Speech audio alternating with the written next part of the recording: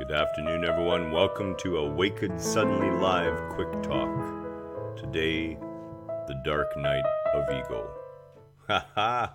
My name, of course, is Garen Avalokiteshvara, and now that I'm used to saying it, it's not too bad. It kind of rolls off the tongue when you get used to, saying it over and over again.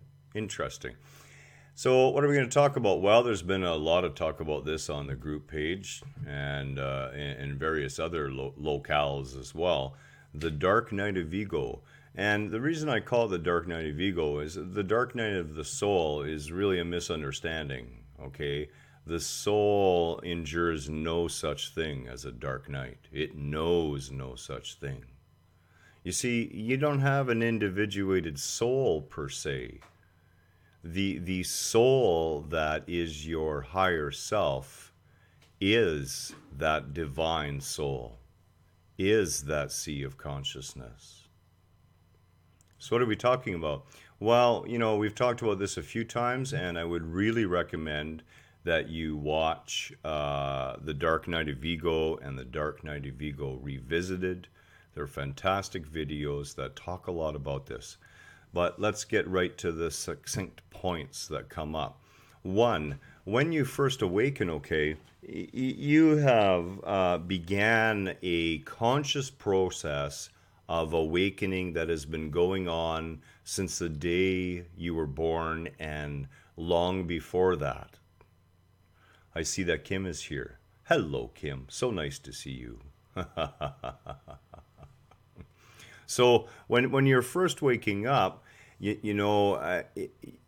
it's traumatic to the ego. The ego endures trauma. And that's why a lot of people who become consciously aware of this awakening progress or process sometimes end up on medications. They're sometimes considered mentally ill.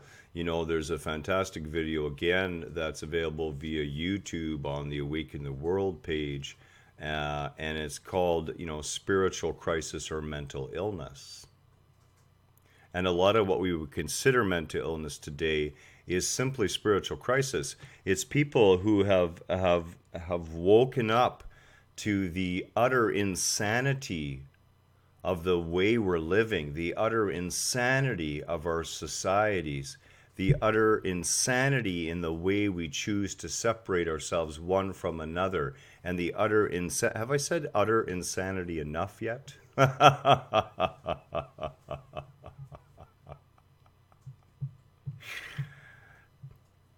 what happens isn't quite so funny. I mean, so they wake up to the utter insanity of what's going on. Okay, that's the last time I'm going to say that. And in fact, they can no longer function in that world. I'm one of those people who experienced that. To the point where I was driven right to the edge, including a very epic suicide attempt that left me lying unconscious on a mountain plateau for 3 days, as far as I could tell. Yeah, long time no see, Kim. Certainly is. And Kim, I can handle seeing you every day. That's not a problem. And, so awesome that your journey is progressing. That things are moving out of the way to make room for the more. It's so exciting for you, And know we're always here for you at any time. And that's the same for all of you. We're available. You can get a hold of me. So, in this dark night, what happens is we wake up to the insanity of what's going on, yet a big part of us is still very much rooted within that insanity.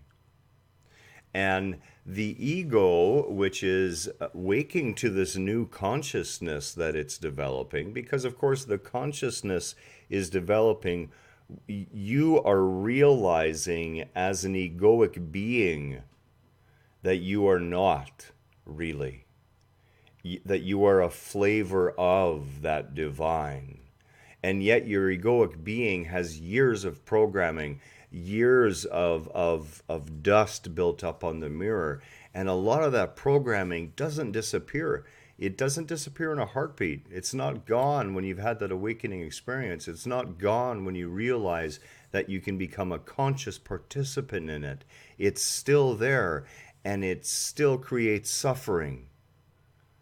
Except now things are almost kind of worse in a lot of ways because, ignorance can be bliss, or at least that's what we think until we remember the degree of suffering that we were in.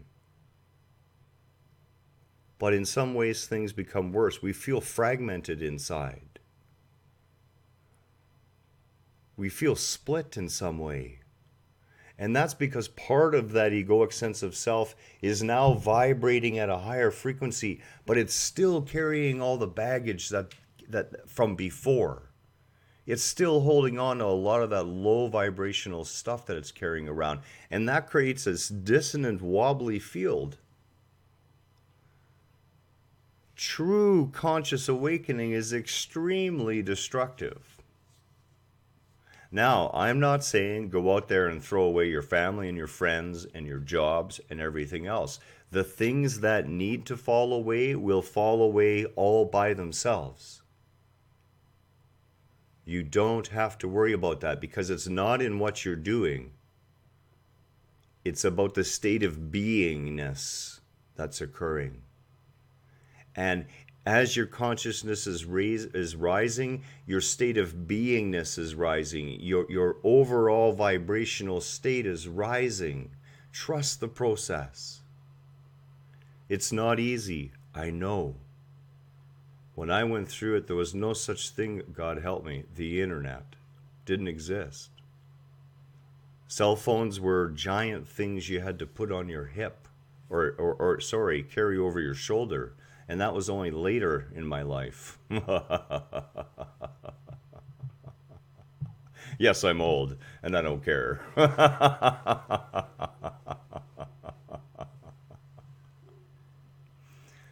So I totally understand where you're coming from. Trust the process. Focus on not on what you perceive around you that you think has gone insane, because that will drive you crazy. Focus not on those things. Focus instead on all the things which lead you to help raise your consciousness even more. All those things which help lead you to free yourself of the past. All of those things which lead you to free yourself of the programming and conditioning. All the positive, loving, joyful, wonderful, awestruck, exciting thoughts. Allow those to be the center of your focus. Let go. When this process begins, God is standing right before you with both hands and saying, all you have to do is fall into my arms. And it's beautiful.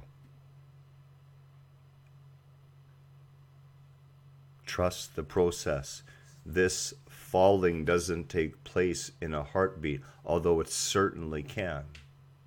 For most of us, the falling is a long and continued process. But once we begin to see the signs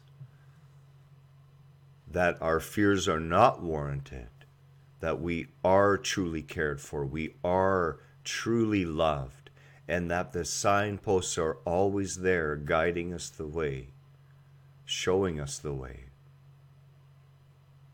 we will allow ourselves to fall faster and faster. That's it. That's all. Much love to you today. Namaste, of course.